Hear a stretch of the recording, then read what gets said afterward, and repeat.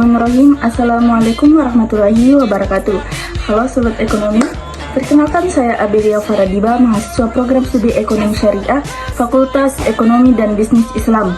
Nah, tujuan saya membuat video ini untuk memenuhi salah satu tugas dari mata kuliah Studi Kelayakan Bisnis, di mana dosen pengampunya ada Ibu Jumarni ST ME SY. Nah, langsung saja ke next video. Nah, perlu kita ketahui teman-teman bahwa studi kelayakan bisnis itu mempunyai 7 aspek. Salah satu aspek yang kita akan bahas di video selanjutnya yaitu aspek hukum dan sosial ekonomi. Nah, perlu teman-teman ketahui bahwa untuk memulai sebuah studi kelayakan bisnis pada umumnya biasanya dimulai dari aspek hukum, meskipun banyak pula dari teman-teman yang lain yang melakukannya dari aspek lainnya.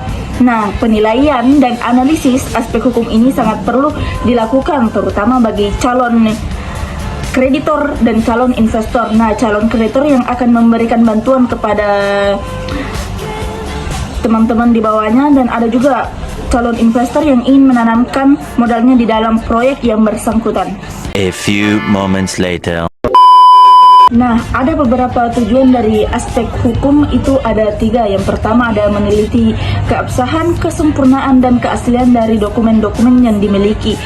Nah, bagi penilai suatu kelayakan bisnis, dokumen yang perlu diteliti keabsahan, kesempurnaan, dan keasliannya meliputi badan hukum, izin-izin yang dimiliki, sertifikat tanah atau dokumen lainnya yang mendukung kegiatan usaha tersebut.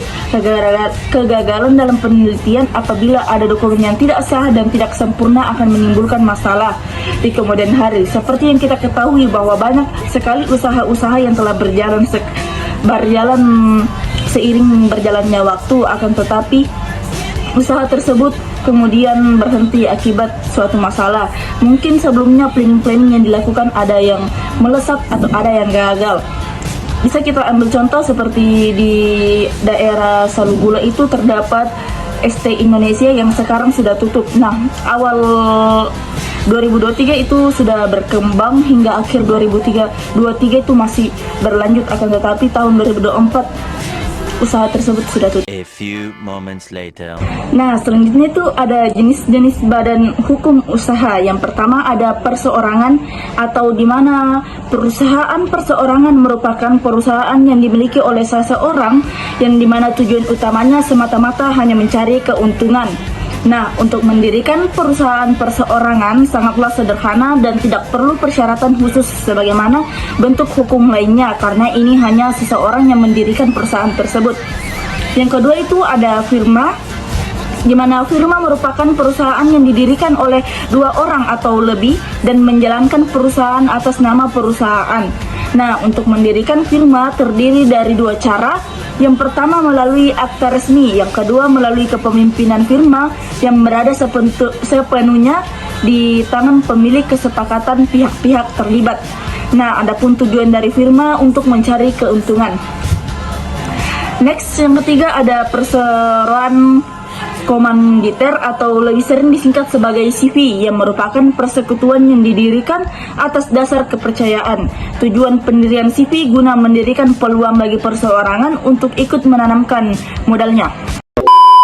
Nah, yang ketiga itu ada perseroan komanditer atau lebih sering disingkat sebagai CV, yang merupakan persekutuan yang didirikan atas dasar kepercayaan. Nah, tujuan dari pendirian CV ini guna mendirikan peluang bagi perseorangan untuk ikut menanamkan modalnya dengan tanggung jawab yang terbatas. Yang keempat itu ada perseroan terbatas atau biasa disebut dengan PT. Nah, PT ini merupakan sebuah badan hukum perusahaan yang paling banyak digunakan dan diminati oleh para pengusaha. Penyebabnya karena badan hukum jenis ini memiliki banyak kelebihan jika dibandingkan dengan badan-badan hukum lainnya. Nah, badan hukum yang didirikan berdasarkan perjanjian yang melakukan kegiatan usaha dengan modal tertentu.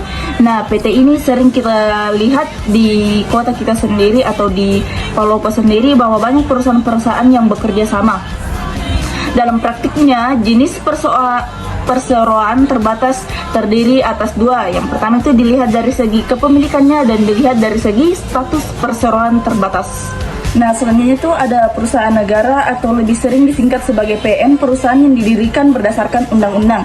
Nah, modal untuk mendirikan PN ini atau perusahaan negara ini merupakan kekayaan negara yang dipisahkan dan tidak dipisahkan atau saham. Nah, perusahaan negara dibagi ke dalam beberapa jenis, antara lain perusahaan jawatan atau sering disebut sebagai perjam. Nah, yang kedua ada perusahaan umum atau sering disebut sebagai perjum, dan yang terakhir itu ada perusahaan perseroan atau sering disebut sebagai persero.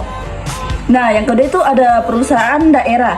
Nah, perusahaan ini didirikan dengan suatu daerah. Tujuannya didirikan untuk perusahaan daerah untuk turut serta melaksanakan pembangunan daerah khususnya dan pembangunan ekonomi nasional umumnya. Yang ketiga itu ada yayasan yang merupakan badan usaha yang tidak bertujuan untuk mencari keuntungan dari lebih menekankan usaha pada tujuan sosial. Yang terakhir itu ada koperasi atau badan usaha yang beranggotakan orang-orang atau badan hukum-hukum koperasi dengan melandaskan kegiatannya berdasarkan prinsip koperasi. Yang jenis-jenis izin usaha. Nah, setiap usaha yang akan dimulai pasti memiliki izin-izin tersebut.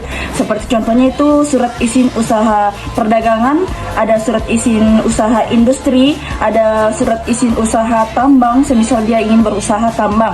Dan juga ada izin usaha perhotelan, farmasi dan rumah sakit, serta peternakan dan banyak usaha-usaha lainnya yang ketika dimulai memerlukan izin usaha.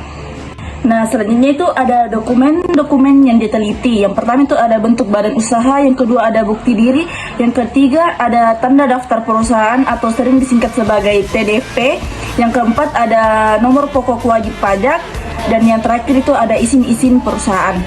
A few moments later. Nah, selanjutnya yang kedua ada aspek ekonomi dan sosial.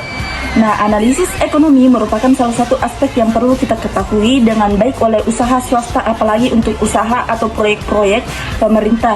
Nah, untuk melakukan sebuah studi kelayakan bisnis dengan penting ada 3 yang dapat menentukan hal tersebut. Yang pertama, apakah dengan membandingkan usaha atau proyek tersebut kita dapat memberi kontribusi terhadap pertumbuhan ekonomi. Yang kedua, apakah ada dampak fisik. Yang ketiga, apakah ada hal-hal yang perlu diperhatikan terutama menyangkut unsur biaya. Nah, dapat kita ketahui bahwa aspek ekonomi dan sosial yang perlu kita ketahui bahwa apakah usaha atau proyek yang dijalankan akan memberikan manfaat secara ekonomi dan sosial kepada berbagai pihak. Bukan cuma satu pihak, tetapi ada berbagai pihak, terutama bagi masyarakat, pemerintah, dan lain-lain. Nah, adapun beberapa dampak yang timbul, yang pertama itu dapat meningkatkan ekonomi rumah tangga atau dapat membuka lowongan kerja bagi orang-orang yang pengangguran, jadi dapat meningkatkan pertumbuhan ekonomi. Yang kedua itu dapat mengatur dan menggunakan ekonomi sumber daya alam, terutama bagi mata pencarian setempat yang dapat menggunakan SDA. Yang ketiga itu dapat meningkatkan perekonomian pemerintah beserta pengembangan wilayah. Nah, next selanjutnya itu ada dampak sosialnya, yaitu yang pertama adanya perubahan demografi, perubahan budaya, serta perubahan kesehatan. Nah, jadi teman-teman kita bisa simpulkan bahwa dalam aspek ekonomi komponen yang penting itu ada beberapa. Yang pertama itu ada ekonomi rumah tangga, ada ekonomi sumber daya alam, perekonomian lokal dan regional, pengembangan wilayah, komponen budaya, serta kesehatan masyarakat. Selanjutnya ada peningkatan pendapatan nasional.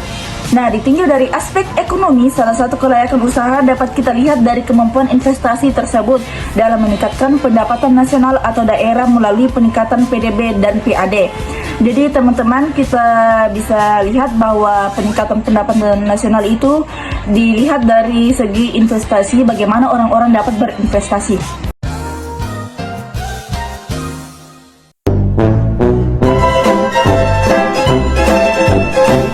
Teman-teman dapat A few moments later. negara yang sering disebut sebagai PN Reka.